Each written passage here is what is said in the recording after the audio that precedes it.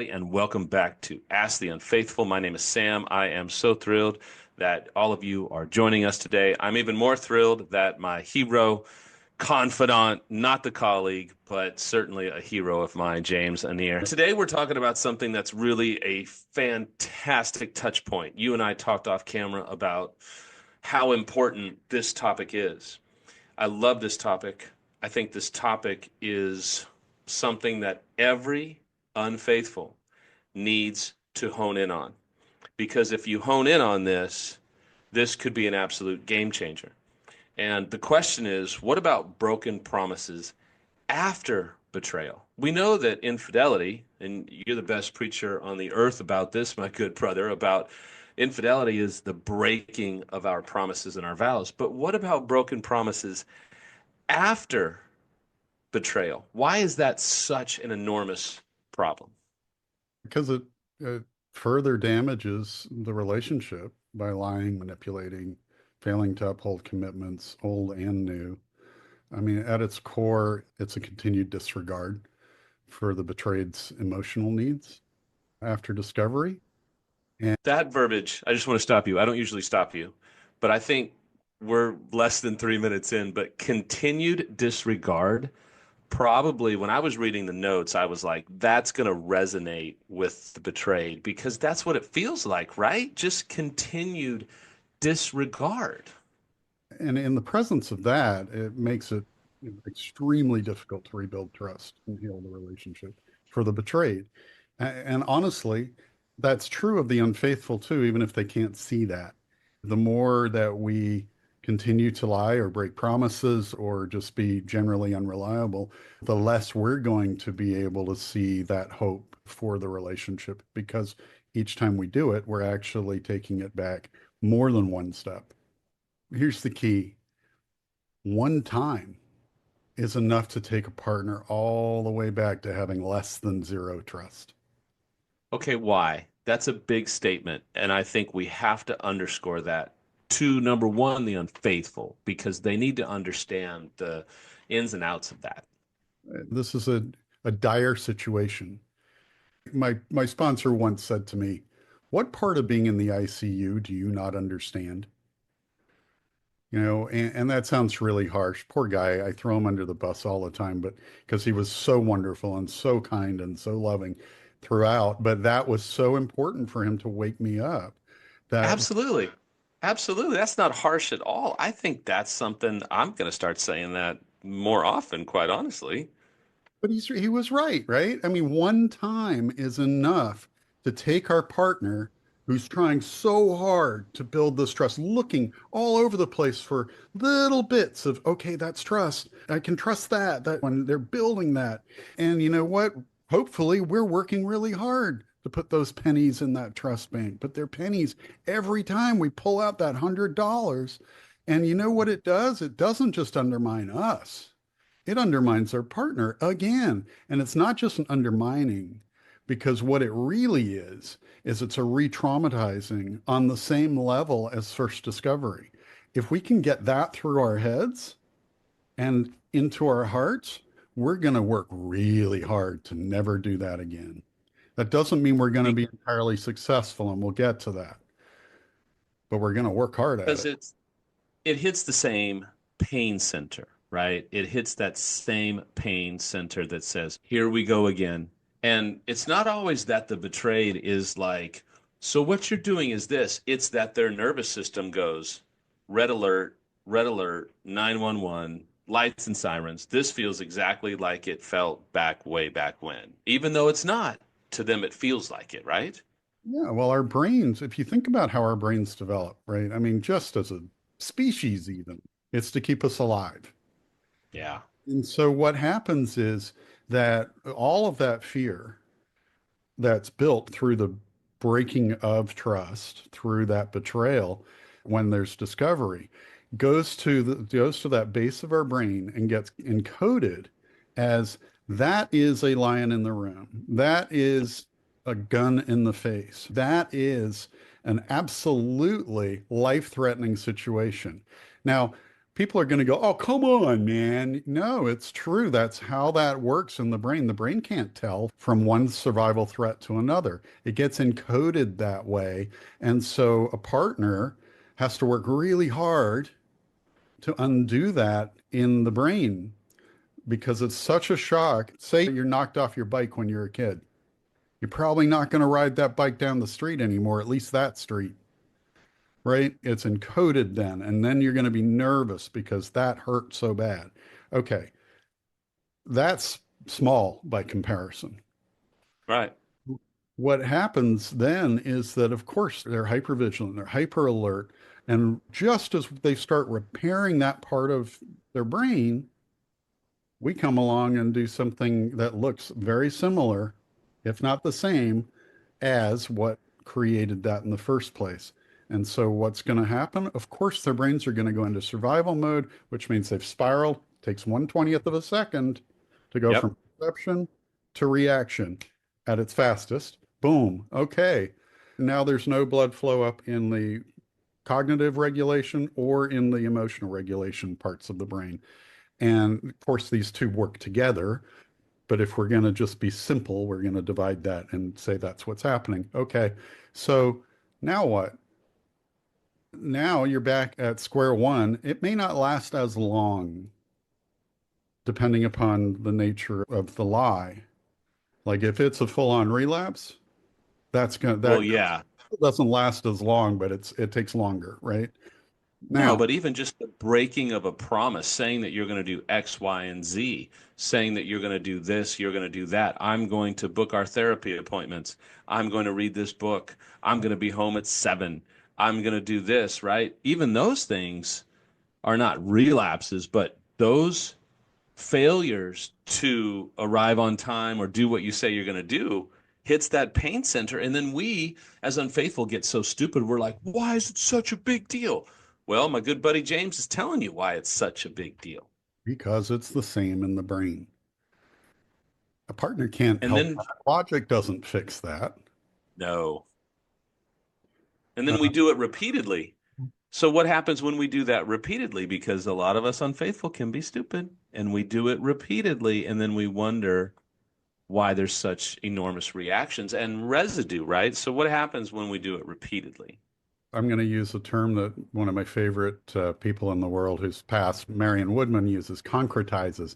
It concretizes the mistrust and the distrust in us as unfaithfuls until, if we keep doing it, until we buried the hope for relationship recovery, for the promise of a beautiful new relationship. And not just buried it, but the coffin we bury it in is concrete with rebar. It's going to take Wow. a lot more work to get that out. And you're right, it is in the small things. It doesn't even have to be big. It can be that unreliability of being late all the time. And that doesn't have to be much late. It can be a minute late, it can be 5 minutes late. We have the do's and don'ts that we handed out a few months ago. Anything on the don'ts, if you do them, man, this is what's happening. Right. This is no small thing. So That's why we're doing a podcast on it. that's exactly right. You and I were talking about this off camera and about how this is such a big deal for so many couples, and it's not really talked about because without trying to be negative, a lot of people don't understand how trauma works, especially betrayal trauma. So if you unfaithful, and I say this graciously, but I'll say it pointedly, if you unfaithful can grasp what these broken promises do to the betrayed's mind, both male and female, it can be a real game changer. So, James, talk a little bit about what does the breaking of promises do to the overall nature of recovery? It's going to have an impact on healing. This isn't just for the betrayed again. It's going to have it on the unfaithful because what happens when we disappoint, we are not just disappointing our partner and hurting them. A disappointment sounds very small, but it's not. We're doing the same thing to ourselves. Every time that we let our partners down, we're letting ourselves down, which is the flip side of what is good for our partners is good for us, is good for the relationship. Wow, hold on. What's good for our partners is good for us, is good for the relationship. Mhm. That's fantastic. It's Sharon's. I can't go. Of course. Of course. I heard this comment the other day. Somebody said, whenever we're in shame or we're in blame, we are not focused on the relationship or our partner, right? Right. So these repeatedly broken promises significantly hinder the healing process after a betrayal for both parties. For the betrayed partner, it makes it much harder for them to forgive and move forward. For us unfaithfuls, it creates more shame, more self-criticism, more blame. Why can't I do this right? What is wrong with me that I keep doing this? So the more we're in that, the more we're hammering ourselves and beating ourselves up, the more separated we are from our partner, more disconnected we get because we're in shame. Shame is a singular experience. So there we are, separate again and in such a sort of victim pity party shamed place that we then can't step up and make the repairs that are necessary. So well said. Because again, you alluded to this earlier, we're violating trust again, right? Which is the core element of betrayal trauma. I know Mm, that sounds pretty simple, but it's true. The core element of betrayal trauma is the violation of trust. excellent. There's a lot of other things that go with it, but that is the core element. And the thing is, it's not just the violation of, oh, yeah, I trust that dude, right? Yeah, no, this is a deeply given trust. This is a trust. I'm trusting you with my heart and soul. That's what Right. that's what a partner does. And so that betrayal of trust, that's the deepest trust we can give. And so that is the biggest core element of betrayal trauma, is that breaking of trust.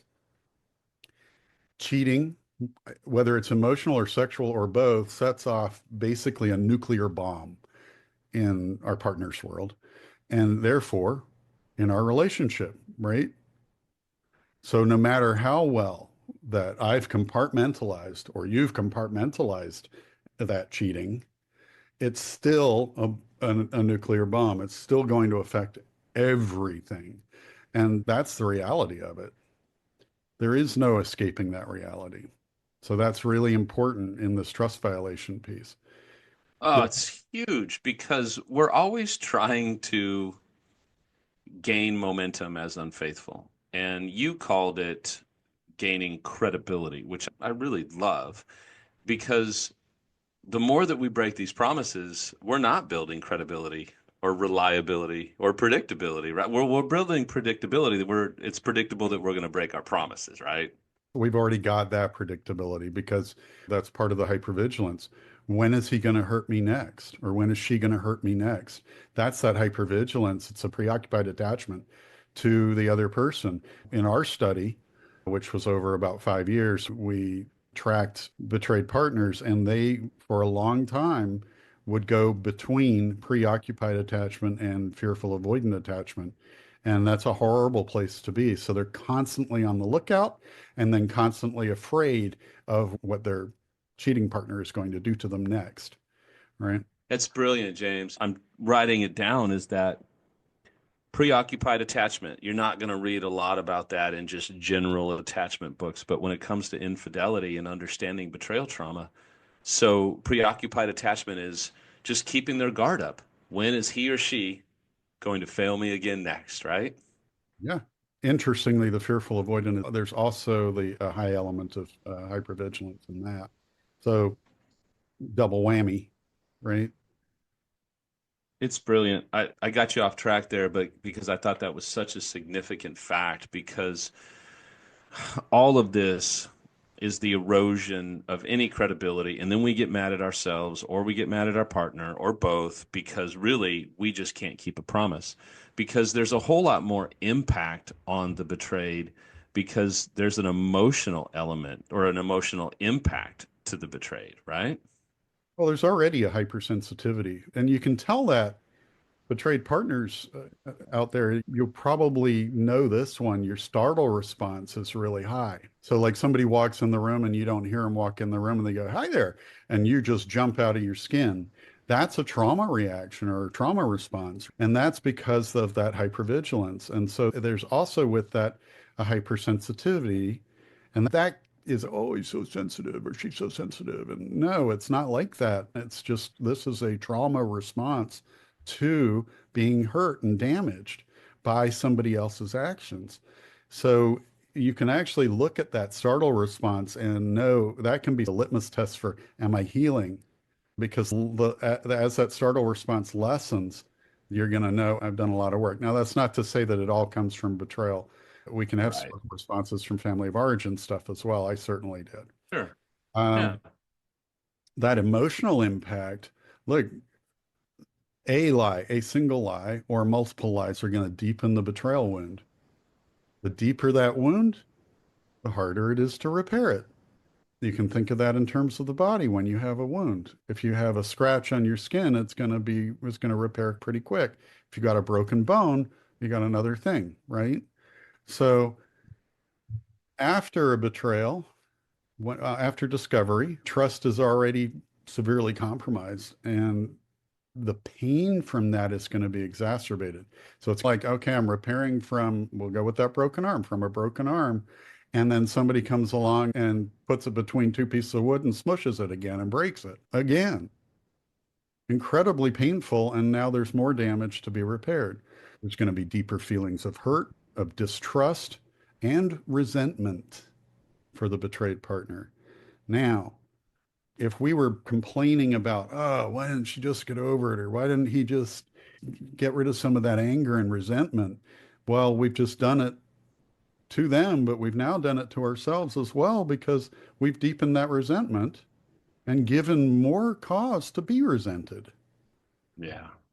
The emotions that go with that, strong negative emotions like anger, sadness, disappointment, confusion, a felt sense of being undervalued or dismissed or disregarded, basically that our partners feel that they don't matter at all to us. And what we don't understand is unfaithful is that this has the potential for long-term, long-lasting residue or effects upon the betrayed, right? Yeah, it sends the message very clearly that the relationship doesn't matter to us.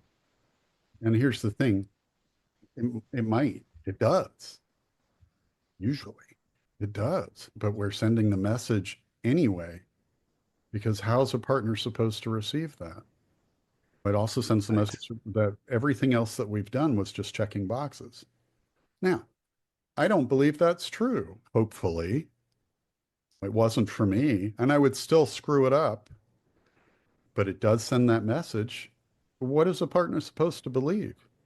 That we've been doing everything on the up and up when we can so easily lie or manipulate or gaslight.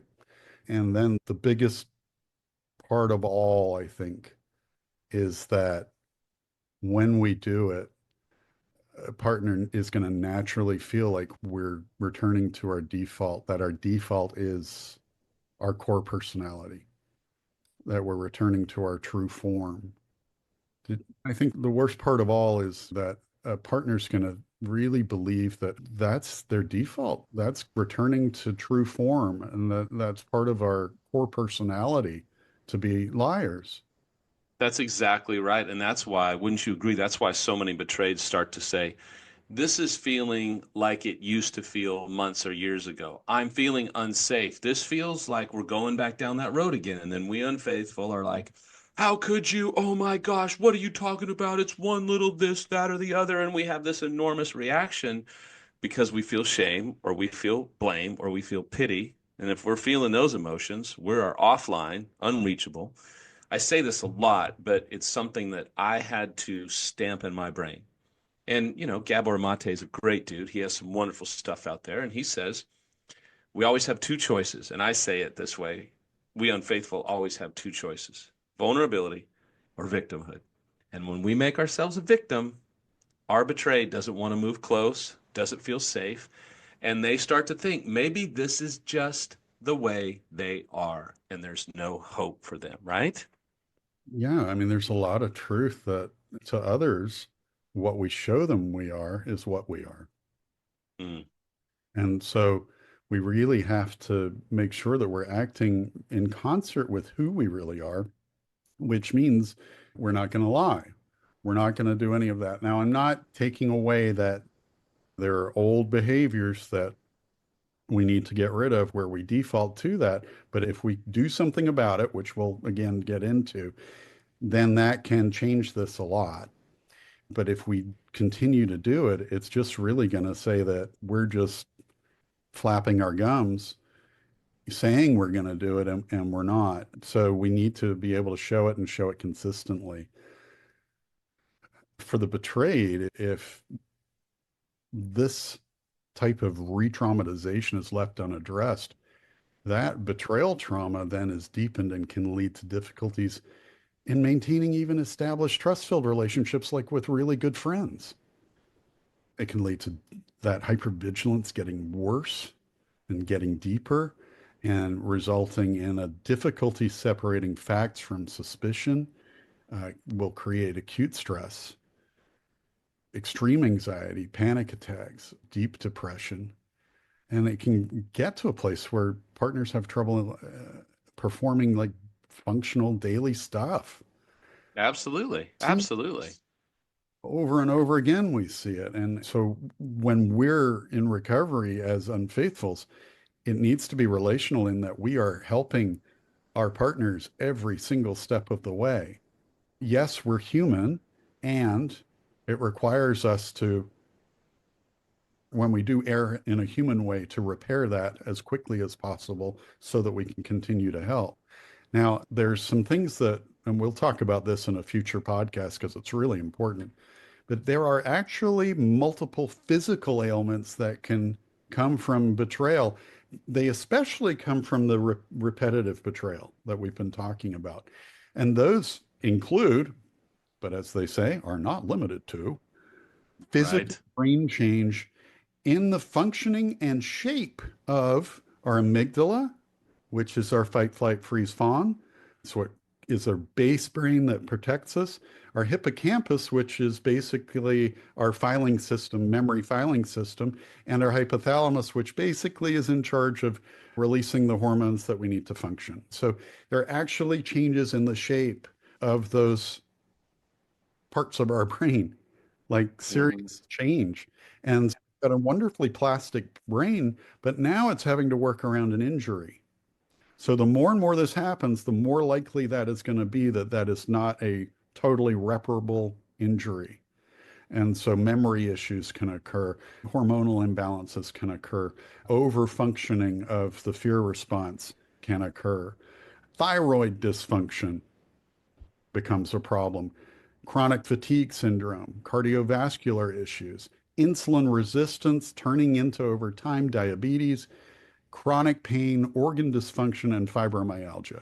Those don't list everything, but I think that's really important to state because it's really so important to work through this trauma and to help our partners through this trauma that we created because this can happen to them. And that kind of stuff can last a lifetime. Now, you're exactly right, obviously. You're going to make a statement. I'm not going to read it. I want you to. But this was probably one of the most sobering statements in our notes that we were reviewing. And this is really painful, but this is the reality that we as unfaithful create if we aren't willing to take our heads out of the sand. If we can't pull our heads out and if we can't get help, there is an end result that's truly sad. It hits me in my heart because I see it happen. I see it in front of me in my coaching practice every day, unfortunately. I know you and Sharon do as well. And it's really heart-wrenching for helpers, pastors, rabbis, counselors, therapists, PhD, you name it, coaches. We feel this gut-wrenching reality that happens when we as unfaithful refuse to stop this behavior. What is that reality? The reality is that your partner will lose everything that you love about them, their personality, the beautiful things that make up who they are. Those are lost with repeated and deepening trauma. It's heart-wrenching because they become a person that is in direct proportion to the choices that we've made. And then to have the, and I hate to say it this way, so unfaithful, I'm trying to reach you, I'm not trying to shame you. Betrayed, I know that they're gonna say yes, exactly, but we create this pain and then we resent them for feeling all the pain and the hurt that they're dealing with. But the more that we continue to break promises, the more that we're unreliable, the more that we are just taking so lightly the needs of the betrayed, they become someone that we don't like or love, but that's our fault. It's our repeated choices, right? Yeah. It's like they're going to be lying there broken, and we don't have any way to put them back together.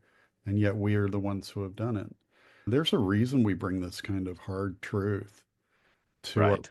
process, and that's because we really want the message to get across that this is life and death type of stuff.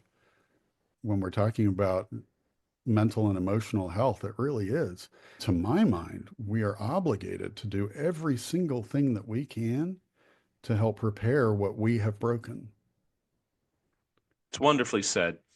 And man, I wish 20 some odd years ago I had a James and Sam that would do something like this. And so we are incredibly honored and we don't take this lightly. But as we wind down, so as an unfaithful, I have to think we've gotten some unfaithful's attention for sure with today's material. I know that the betrayeds listen in droves. They email us, they reach out, they send them to their partner. So if you're an unfaithful and you're listening, going, okay, so what do I do? You've got my attention. So what are some things that they could do, James? All right, so the first one, I'm going to Bob Newhart this. Don't do it. Hmm. Right? Don't do it. If you can prevent this, you have to work really hard at that. That means you've got to be aware all the time of what is coming out of your mouth. I love the old statement, put your brain into gear before you put your mouth into motion. It's Beautiful. just pause. Don't open your mouth yet. Pause. I mean, we've all had experiences where something comes out of our mouth and we go, I wish I could stuff that right back in. Only And on days that end in Y over here. So, right. And all the days in between. Uh, yeah. Look, if that happens, the choice you have to make is as soon as possible. If you can do it immediately, then do it immediately. The moment you hear that coming out of your mouth, make an amends. We've handed out the amends process. I'll just review it really quickly. I apologize for saying or doing blank. I can only imagine that it makes you feel blank and blank. That's where you pause and your partner is able to say yes and this or no, that's not quite right, but it is this. That's their opportunity to do that.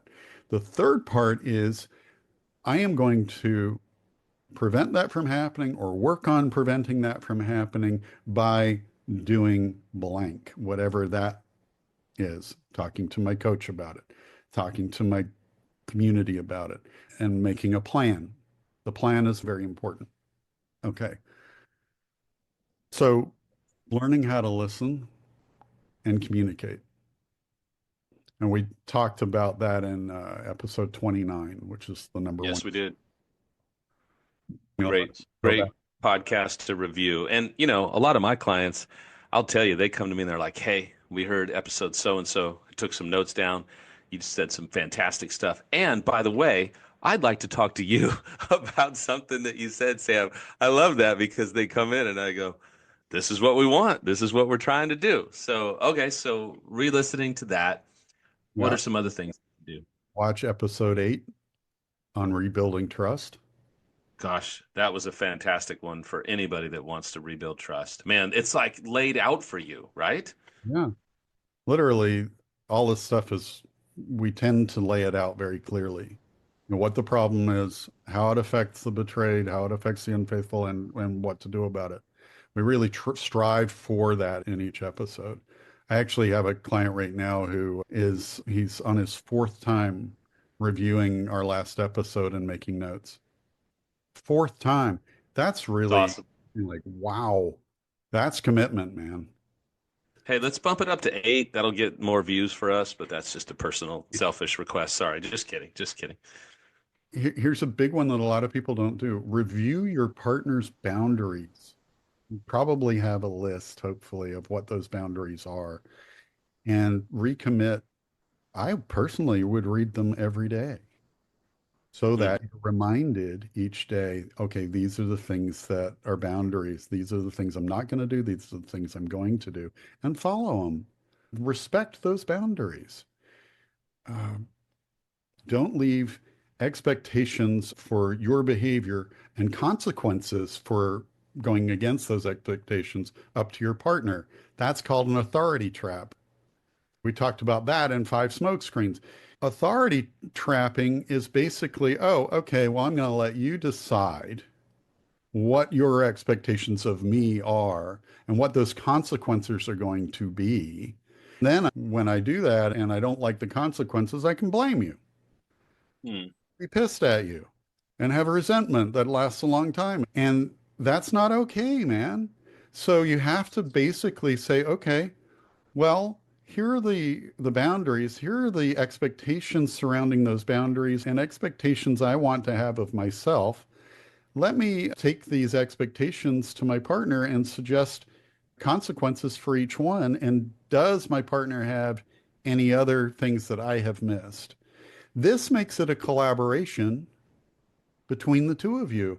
Then you're in agreement on it and you're going, okay, if I'm buying into that, you know what? That's going to reduce resentment when it's going to reduce. I didn't say take away. It's going to reduce resentment, Right. basically reducing it to a place where you can actually work it through if there is a problem. And you can move forward. When you discuss and collaborate with your partner on this, what does it do? It builds trust. It builds connection. And there isn't a better word. It's collaboration.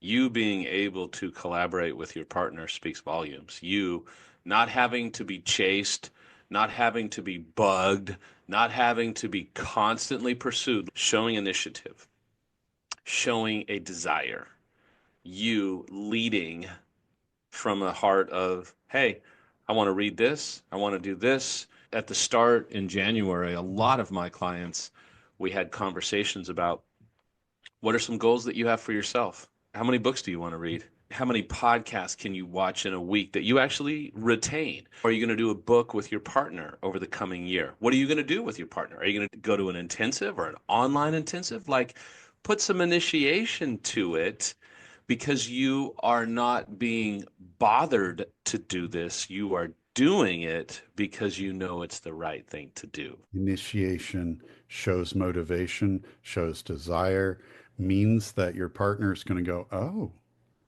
okay, he or she wants this as much as I do. That goes a long way to rebuilding trust and connection and developing a whole new way of doing things in your relationship. One thing I love about today is we're about to say goodbye is I can hear some unfaithful who are just not safe or not grounded might say, "Oh my gosh, really?" So the fact that I didn't come home on time or I didn't pay that bill or I didn't get the garage fixed or I didn't do this, we're going to make this big of a deal out of it? No. You've made this big deal out of it because you can't prioritize something that might be small, but really will mean a lot to your betrayed. And so there's a heart. It's all about the heart that we bring to the recovery process. So let me ask you something because we're talking about the heart. It's the heart that we bring to recovery. It's the heart that we bring to a therapy session or a coaching session, right? Or a podcast. It's the heart that we bring. So you talk about your own journey very often. We both do. When did you have a heart change? When was there a heart shift where the heart that you brought to all the things that I just mentioned changed? So the first time my sponsor said, and what would Sharon think about that? And how are we going to tell her? Or how are you going to tell her? And that made me stop immediately because it scared me and go, okay, so every action I have has a consequence. And the consequence goes well beyond, oh man, now I have to tell Sharon.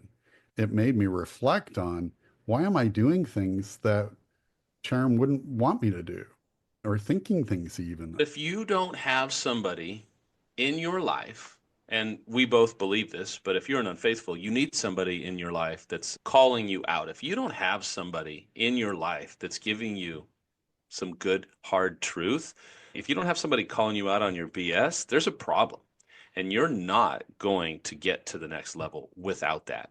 If all you have is people around you just telling you how great you are and how awesome you are, but aren't challenging you, we need encouragement, but we need what your sponsor did to you.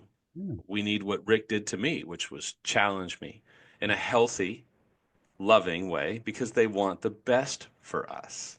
We're so glad that you tuned in today. And today was a good, hard hitting episode. We hope that you hear everything that we say.